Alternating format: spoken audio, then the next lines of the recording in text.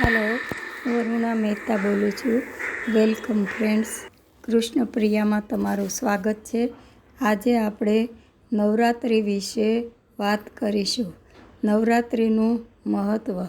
નવરાત્રિનું પર્વ આખા દેશમાં ખૂબ જ ધામધૂમથી ઉજવાય છે. પછી એ બંગાળ હોય, ગુજરાત હોય, સાઉથનું કોઈ પણ રાજ્ય હોય કે ઉત્તર પ્રદેશ, બિહાર, રાજસ્થાન, બધા રાજ્યોમાં જુદી જુદી રીતે ઉજવાય છે. મોટાભાગે બધા જ રાજ્યોમાં માતાજીની સ્થાપના કરી પૂજા કરવામાં આવે છે. એમાં નવરાત્રિ બંગાળ અને ગુજરાતની વધારે પ્રખ્યાત છે. બંગાળમાં મોટા મોટા પંડાલ બનાવી માતાજીની સ્થાપના કરી પૂજા કરવામાં આવે છે. 9 દિવસ મૂર્તિ રાખી મૂર્તિ વિસર્જન કરવામાં આવે છે. ખૂબ જ ધામધૂમથી બંગાળમાં આ નવરાત્રિનું પર્વ ઉજવાય છે. જ્યારે ગુજરાતમાં ઠેર ઠેર માતાજીની ગરબી રાખી ગરબા ગવાય છે. ગુજરાતના ગરબા પ્રખ્યાત છે. લાખો લોકો તેમાં ભાગ લે છે. મોટા મોટા મેદાનોમાં ફાલ્ગુની પાઠક, ગીતા રબારી, કિંજલ દવે વગેરે ગાયકોને બોલાવી નવરાત્રિનું આયોજન કરવામાં આવે છે. લાખો ખેલૈયાઓ રંગબેરંગી કપડાં પહેરી ભારે ઉત્સાહથી ગરબા રમે છે અને દાંડિયા રાસ પણ રમવામાં આવે છે. દેશ વિદેશમાં ગુજરાતના ગરબા ખૂબ જ પ્રખ્યાત થઈ ગયા છે. વિદેશમાં પણ લોકો ધામધૂમથી નવરાત્રિનું આયોજન કરી ગરબા રમે છે. અને નવરાત્રિ શા માટે ઉજવવામાં આવે છે, એનું આટલું મહત્ત્વ શા માટે છે એ આપણે જોઈએ. આમ તો નવરાત્રિનો તહેવાર છે અને 10મે દિવસે એની ઉજવણી થાય છે, જેને આપણે દશેરાના નામથી ઓળખીએ છીએ. આમ તો શરદ પૂનમ સુધી ગરબા અને રાસ રમાય છે. નવરાત્રિ માટે એવી દંતકથા છે કે પૂર્વે મહિષાસુર નામનો એક રાક્ષસ થઈ ગયો. એણે ખૂબ તપ કરી બ્રહ્માજીને પ્રસન્ન કર્યા. બ્રહ્માજીએ પ્રસન્ન થઈ વરદાન માંગવા કહ્યું. ત્યારે એણે વરદાન માંગ્યું કે આ જગતમાં કોઈ પણ, પછી તે જાનવર હોય, પશુ હોય કે પુરુષ હોય, મને મારી શકે નહીં. આ વરદાન મળવાથી તે બહુ કેફમાં આવી ગયો. એને થયું કે હું તો અમર થઈ ગયો, મને કોઈ હવે મારી શકશે નહીં. આમ વિચારી એણે સ્વર્ગ પર ચડાઈ કરી. બધા જ દેવતાઓને હરાવી દીધા અને સ્વર્ગનું રાજ લઈ લીધું. પૃથ્વી પર પણ એણે કાળો કેર વર્તાવ્યો. એનાથી બધા લોકો હેરાન પરેશાન થઈ ગયા. આથી બધા દેવતાઓએ સાથે મળી શિવ શક્તિને શરણે જાય છે. માતા પાર્વતીને સમજાવે છે કે અમે કંઈ કરી શકતા નથી, માટે માતા તમારે જ આ અસુરનો સંહાર કરવાનો છે. બધા જ દેવો માતાને ખૂબ વિનંતી કરે છે એટલે માતા તૈયાર થાય છે. બધા દેવો માતાને પોતાનું તેજ આપે છે અને બધા પોતાના હથિયાર આપે છે. પછી જગત માતા મા દુર્ગાનું રૂપ ધારણ કરી મહિષાસુરને મારે છે અને બધા દેવતાઓને તથા પૃથ્વી પરના બધા જ જીવોને મહિષાસુરના ત્રાસમાંથી છોડાવે છે. તેથી તે મહિષાસુર મર્દિની કહેવાય છે. નવરાત્રિના 9 દિવસમાં માતાના જુદા જુદા રૂપની પૂજા થાય છે. પહેલે દિવસે મા શૈલપુત્રીની પૂજા થાય છે. દક્ષના યજ્ઞમાં સતીનો આત્મસમર્પણ પછી સતીનો જન્મ પર્વતરાજ હિમાલયને ત્યાં જન્મ થાય છે. તેથી તે શૈલપુત્રી તરીકે ઓળખાય છે. બીજે દિવસે બ્રહ્મચારિણી માતાની પૂજા થાય છે. શૈલપુત્રી પાર્વતી મોટી થતાં શંકર ભગવાનને પ્રસન્ન કરવા આકરી તપશ્ચર્યા કરે છે.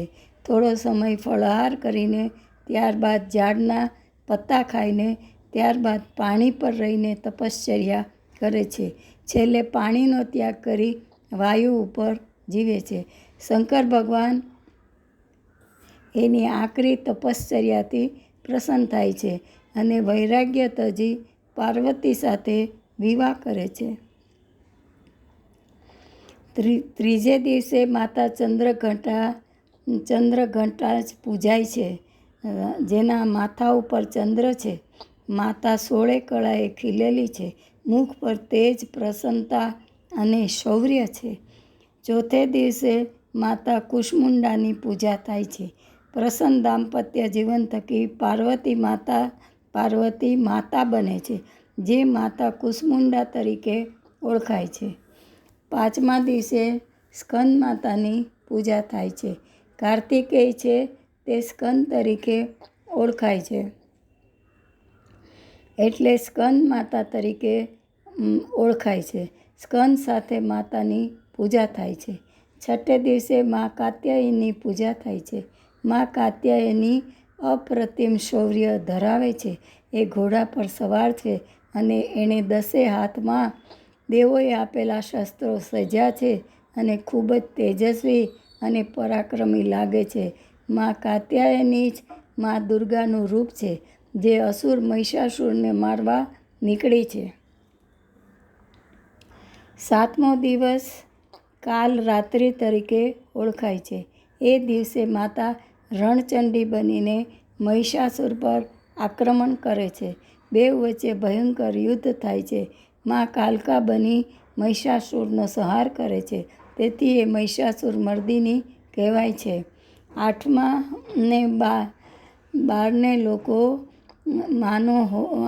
ને દિવસે લોકો માનો હોમ હવન કરી માતાની પૂજા કરે છે અને માતાને શાંત થવા માટે જણાવે છે.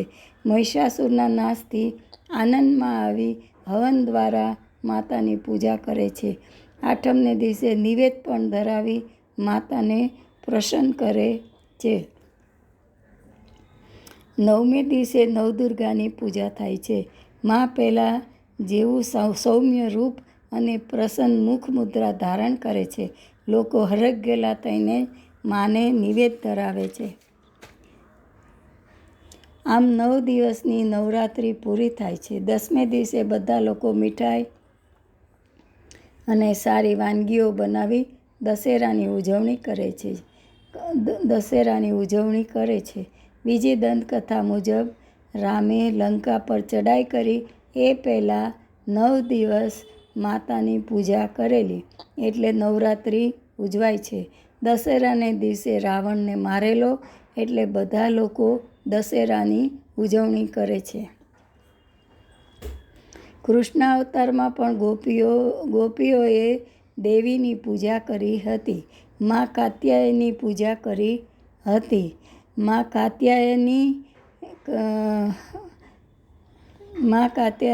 કાત્યાયની મહામાયે મહાયોગિન્યધીશ્વરી, હે માતા, તમે અમારું શ્રીકૃષ્ણ સાથે મિલન કરાવો. ગોપીઓની તપશ્ચર્યાથી મા પ્રસન્ન થઈને વરદાન આપે છે. અને એટલે તો રાસ પંચાયતના પહેલા શ્લોકમાં કહ્યું છે કે યોગ માતાની ઉપાસનાથી ગોપીઓને શ્રીકૃષ્ણ મળ્યા હતા. આ યોગમાયા એટલે મા અંબા, મા બહુચરા, મા ભદ્રકાલી, મા રાંદલ, મા વૈષ્ણોદેવી, મા નવદુર્ગા, મા શારદા, મા સરસ્વતી, મા કાત્યાયની છે. એમની કૃપાથી જ ગોપીઓને રાસલીલાનું સુખ પ્રાપ્ત થયું. એની કૃપાથી જ ગોપીઓ શ્રીકૃષ્ણને પામી શકી. રાસ પંચાધ્યાયના પ્રથમ શ્લોકમાં જ વર્ણવેલું છે કે યોગમાયાની ઉપાસનાથી રાસલીલાનું સુખ ગોપીઓને પ્રાપ્ત થયું હતું. દેવીની કૃપાથી જ ગોપીઓને શ્રીકૃષ્ણ મળ્યા છે. ભગવાન શ્રીકૃષ્ણ પણ ગીતામાં કહે છે કે યોગમાયા મારી શક્તિ છે અને એની સહાયથી જ હું આ સૃષ્ટિનું સર્જન કરું છું. એટલે જ પુરાણમાં, ભાગવદ્ ગીતા, રામાયણ બધામાં જ નવરાત્રિનું મહત્ત્વ છે. શક્તિની આરાધનાથી માણસોને સુખ, શાંતિ અને પરમ આનંદનો અનુભવ થાય છે. આપણા દેશમાં 51 શક્તિપીઠ છે અને બધા લોકો આ શક્તિની, કુલદેવીની પૂજા કરે છે. જય શ્રી કૃષ્ણ.